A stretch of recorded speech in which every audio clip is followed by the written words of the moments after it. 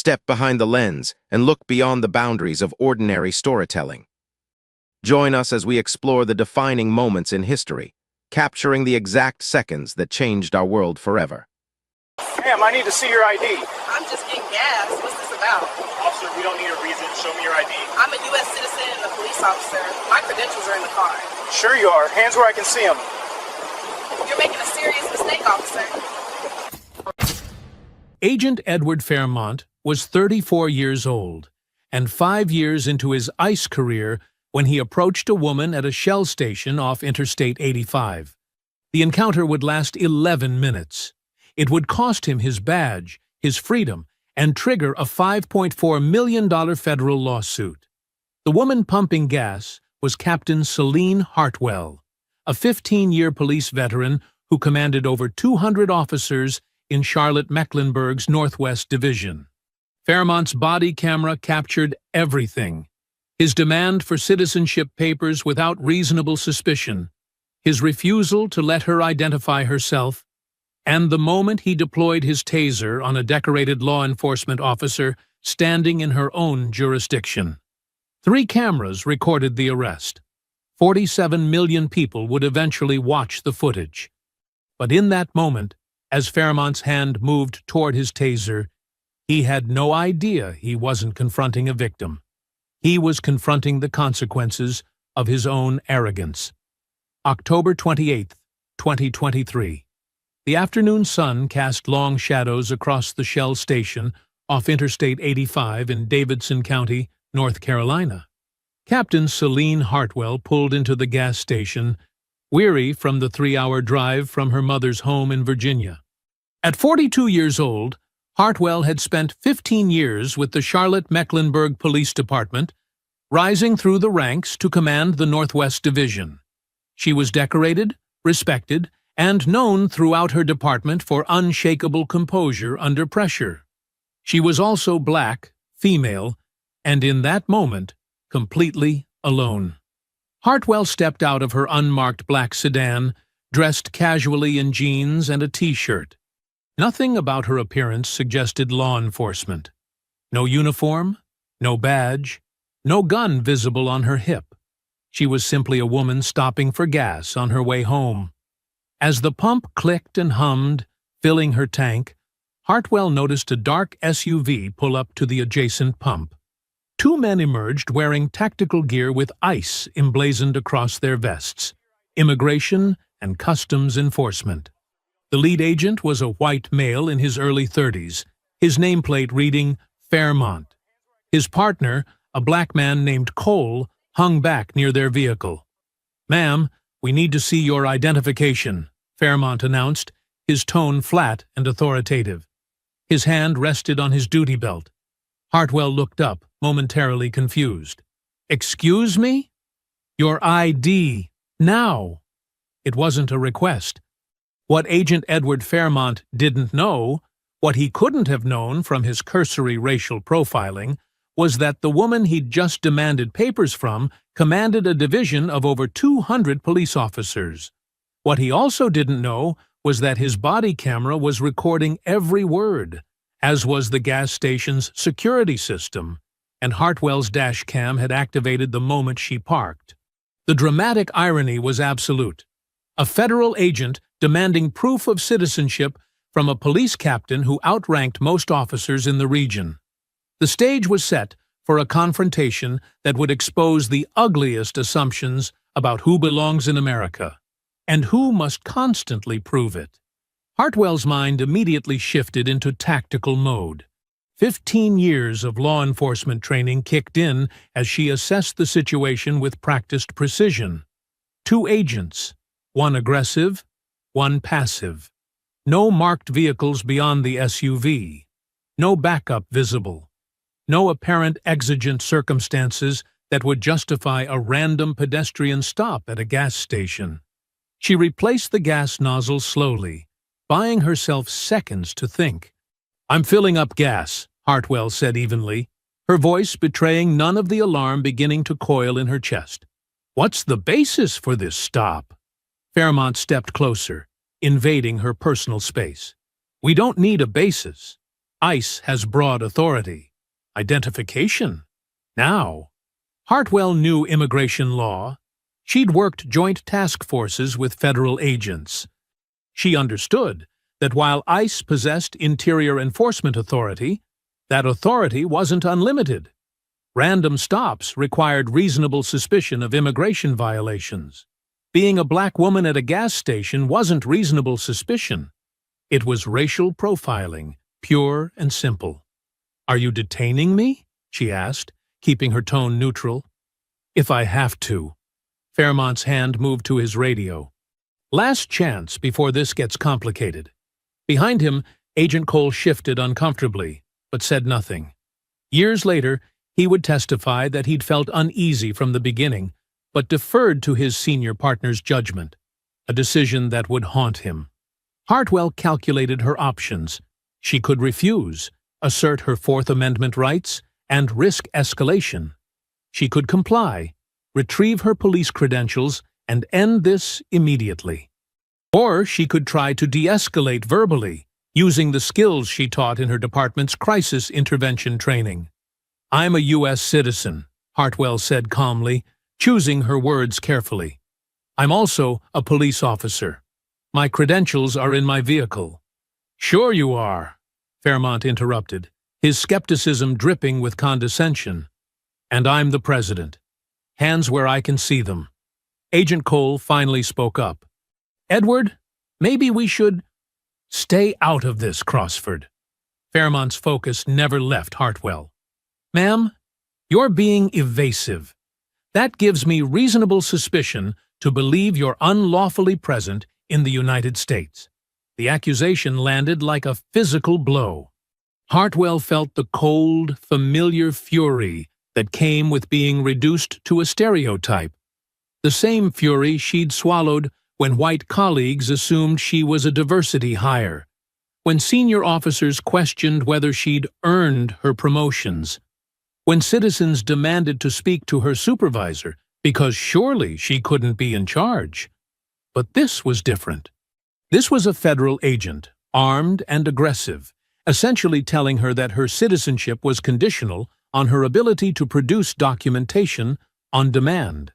"I'm not being evasive," Hartwell said, her voice hardening slightly. "I'm asking you to articulate the legal basis for this stop. That's my constitutional right." "Your right," Fairmont scoffed, his contempt now fully visible. "You want rights? Show me proof you have rights." The words hung in the air, a statement so staggering in its implication that for a moment Hartwell couldn't process it. Proof you have rights. As if rights weren't inherent.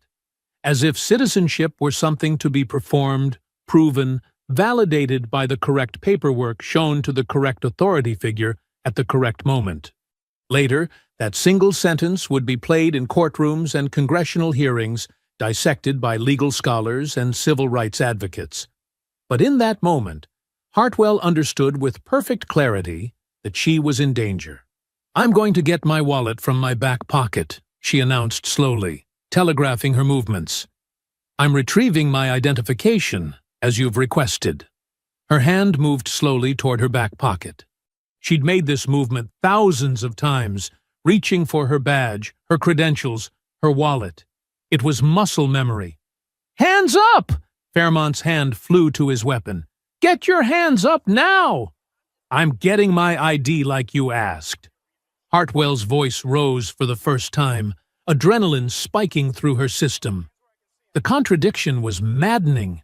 Produce ID, but don't reach for ID. Comply, but don't move. Prove your rights. But any attempt to do so will be interpreted as threatening. Agent Cole took a half step forward, his instinct finally overriding his deference. "Edward." But it was already too late. What happened next occurred in seconds, but would later be analyzed frame by investigators, attorneys, and civil rights experts. Fairmont grabbed Hartwell's wrist as she reached for her wallet. The grip was sudden, forceful, designed to control.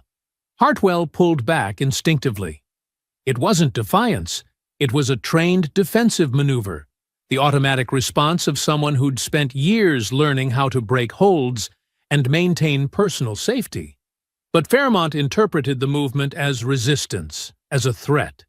He drew his taser. "Get on the ground," he shouted, his voice sharp with adrenaline. "I'm a police captain," Hartwell yelled back, her authority finally breaking through the fear. "Charlotte Mecklenburg, PD. My badge is in the car." Fairmont wasn't listening anymore. He saw a black woman refusing compliance. He saw defiance. He saw justification. He deployed the taser. 50,000 volts coursed through Hartwell's body. The pain was unlike anything she'd ever experienced, every muscle seizing simultaneously, her nervous system short-circuiting, her body collapsing against the side of her sedan. The taser barbs embedded in her back, just below her shoulder blade and above her hip, continued delivering current in 5-second cycles. She couldn't scream. She couldn't move. She could only experience the violation of her body, her autonomy, her humanity. Bystanders at the gas station froze in horror. A woman filling her minivan grabbed her phone and started recording. An elderly man shouted something, but his words were lost in the chaos. Fairmont wasn't finished. He forced Hartwell to the ground, her cheek pressed against the asphalt still warm from the afternoon sun. He wrenched her arms behind her back, applying zip ties with practiced efficiency. The plastic bit into her wrists. "Suspect is secured," Fairmont radioed to his supervisor, breathing hard. "Uncooperative female, refused to provide documentation, resisted arrest." Hartwell lay motionless, taser barbs still embedded in her back, processing the impossible reality. She was a police captain, face down at a gas station, arrested for the crime of being black in public. Agent Crossford Cole stood frozen, watching his partner secure the zip ties. Something about the encounter had felt wrong from the beginning. But now, seeing the woman motionless on the ground, that wrongness crystallized into alarm. "Edward," Cole said quietly, "we need to check her vehicle." "We'll inventory it after transport," Fairmont replied, still catching his breath from the adrenaline surge. "No! Now! We need to check now!" Something in Cole's tone cut through. Fairmont stepped back, and Cole approached Hartwell's sedan. The driver's door was still open from when she'd exited to pump gas. Cole leaned in, scanning the interior. The police credentials sat in the center console, impossible to miss. A leather badge holder flipped open. Badge number 2847, gleaming under the late afternoon light. The identification card beside it. Captain Celine A. Hartwell, Commander, Northwest Division, Charlotte Mecklenburg Police Department. Cole's face went ashen.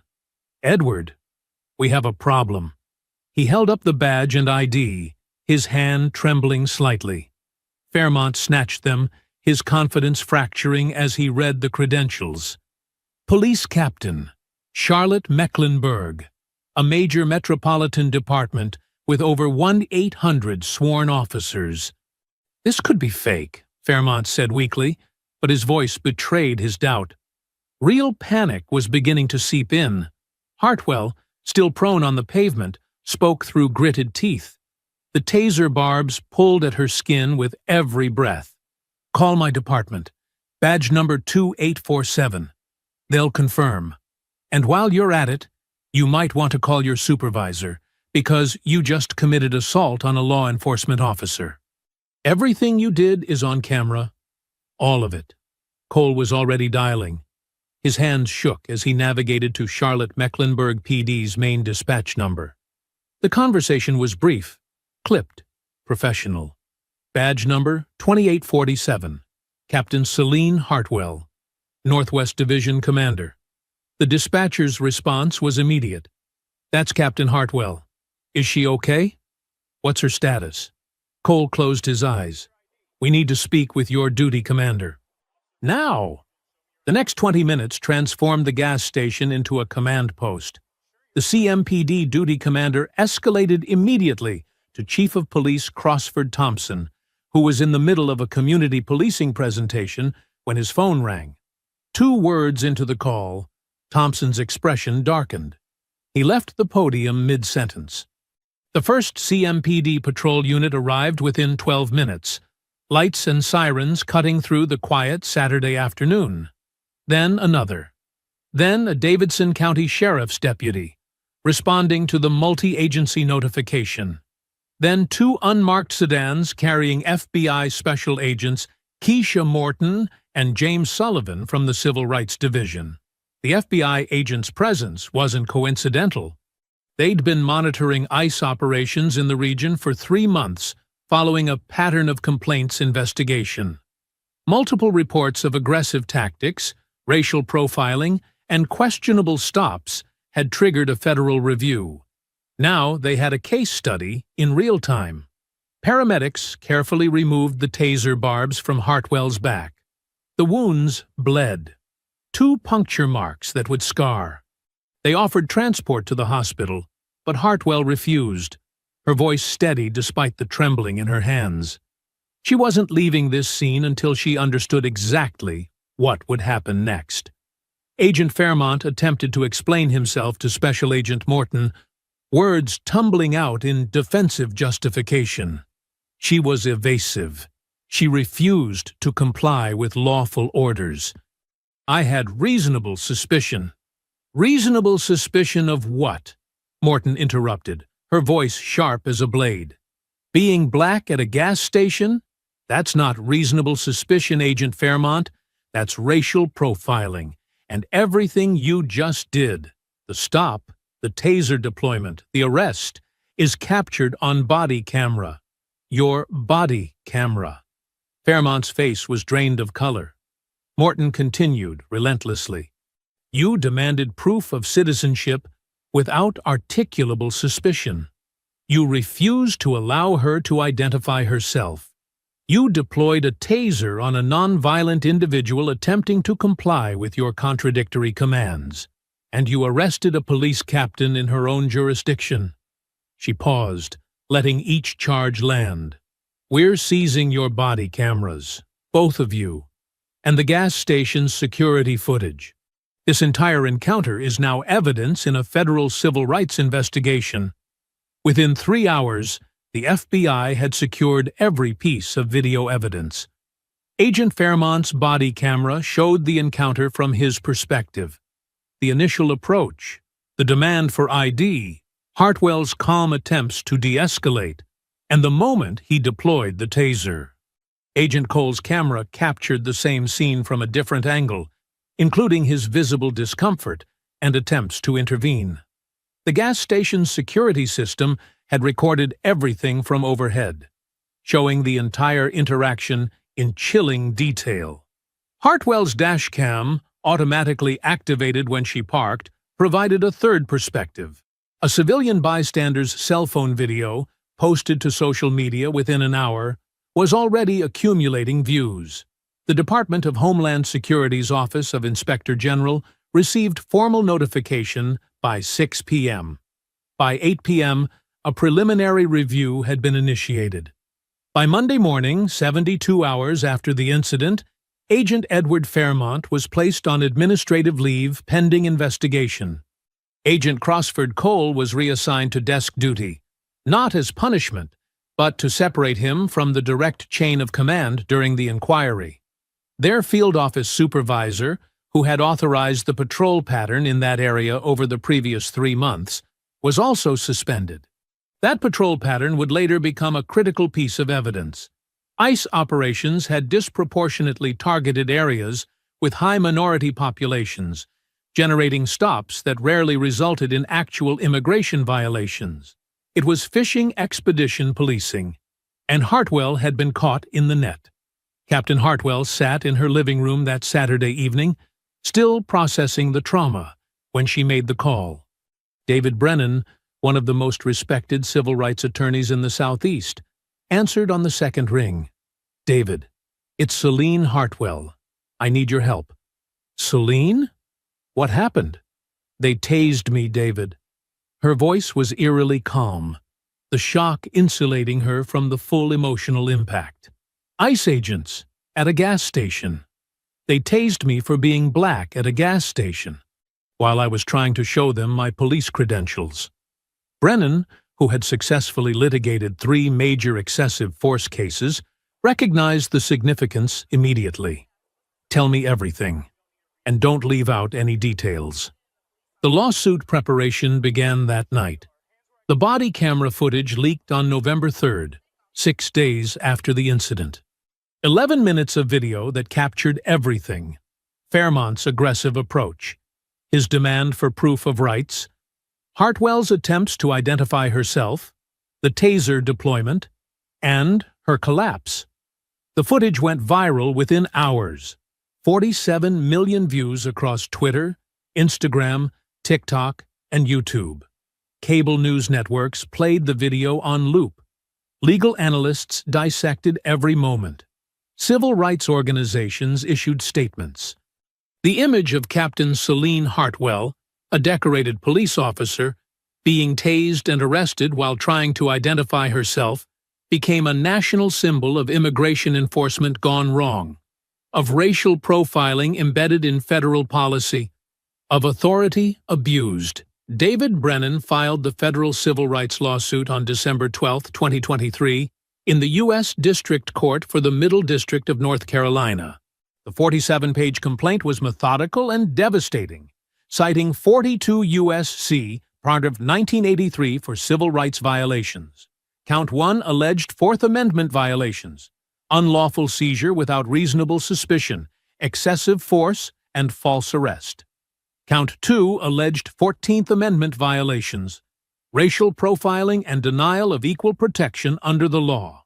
Count 3 alleged assault and battery under state tort law. Named defendants included Agent Edward Fairmont personally, Agent Crossford Cole, the ICE Charlotte Field Office, and the United States Department of Homeland Security. The complaint demanded compensatory damages for physical injuries, emotional distress, and violation of constitutional rights, plus punitive damages to deter future misconduct. Medical exhibits documented Hartwell's injuries: taser puncture wounds requiring surgical removal of embedded barb fragments, permanent nerve damage in her lower back, causing chronic pain, and ongoing physical therapy. Psychological evaluations by Dr. Sarah Kim, a trauma specialist, diagnosed acute stress disorder with symptoms including intrusive memories, hypervigilance, and severe anxiety when approached by unfamiliar authority figures. The lawsuit transformed Hartwell from victim to plaintiff, from powerless to empowered. She was taking back control. 14 months of depositions, discovery, and negotiations culminated in a settlement announced on January 15, 2025. The United States government agreed to pay $5.4 million, one of the largest civil rights settlements in North Carolina history. The figure broke down to $2.1 million in compensatory damages, $2.5 million in punitive damages, and $800,000 in attorney fees and costs. But the settlement was only the beginning of consequences. Agent Edward Fairmont was terminated from Immigration and Customs Enforcement on March 3, 2024. The Department of Justice filed criminal charges under 18 U.S.C. Paragraph 242, deprivation of rights under color of law. Fairmont pled guilty in exchange for a reduced sentence: 18 months in federal prison, 3 years supervised release, and permanent revocation of his law enforcement certification. He would never work in law enforcement again. Agent Crossford Cole received a formal written reprimand, but retained his position after cooperating fully with federal investigators. His testimony proved critical in establishing the pattern of racial profiling that preceded the incident. He later transferred to ICE's Office of Professional Responsibility, where he helped develop new training protocols. The ICE Charlotte Field Office underwent complete restructuring. The supervisor who authorized the problematic patrol patterns was demoted and transferred to a non-operational role. New policies required documented, articulable, reasonable suspicion for all pedestrian stops. Mandatory bias training became required quarterly. An external oversight board, including civil rights advocates, now reviewed enforcement patterns for discriminatory impact. Captain Celine Hartwell returned to duty on April 28, 2024, after 6 months of medical and administrative leave. The physical scars had healed, but the psychological impact remained. She underwent counseling, processed her trauma, and emerged with a new mission: ensuring no one else would experience what she had endured. In November 2026, Hartwell was promoted to Deputy Chief of Police, overseeing training and community relations. She became a national voice on law enforcement accountability, testifying before Congress about racial bias in federal immigration enforcement and developing model policies for preventing discriminatory policing. The legislative impact extended beyond her department. On July 14, 2025, North Carolina Governor Roy Cooper signed the Hartwell Act into law. The legislation required all state and local law enforcement agencies to document the race, ethnicity, and national origin of individuals stopped or detained by federal immigration authorities within their jurisdictions. The data would be compiled into a public database, allowing researchers and advocates to identify patterns of discriminatory enforcement. The Shell station where the encounter occurred installed a small historical marker in October 2025, placed near Pump 7 where Hartwell had been arrested. The plaque read simply, "On this site, October 28, 2023, Captain Celine Hartwell was wrongfully detained and subjected to excessive force by federal agents." Her courage in pursuing justice led to systemic reforms in immigration enforcement and the passage of the Hartwell Act. This marker stands as a reminder that accountability and justice must prevail over abuse of authority. In a televised interview 18 months after the incident, Hartwell reflected on what the experience had taught her. "I spent 15 years in law enforcement believing the system worked if you just followed the rules, if you respected authority, if you did everything right. That day at the gas station taught me what millions of Americans already knew, that for many people, the system isn't designed to work for them. It's designed to profile them, to question them, to demand they prove they belong in their own country." She paused, her expression hardening with resolve. "My badge saved me. My attorney saved me. My skin color almost killed me. But millions of others don't have those protections. This case was never just about me. It was about every person who's been told to prove they have rights, as if rights are conditional, as if citizenship is something you perform on demand for the right authority figure." The documentary closed not with triumphalism, but with a sobering truth. Justice served is not justice prevented. Captain Celine Hartwell won her case. The system was forced to pay. But across America, countless others still wait for their moment of vindication, if it ever comes at all. Every historical record holds a profound story waiting to be carefully uncovered. Every story we explore is a deliberate step closer to the ultimate truth. Thank you for joining us on this vital journey of discovery today.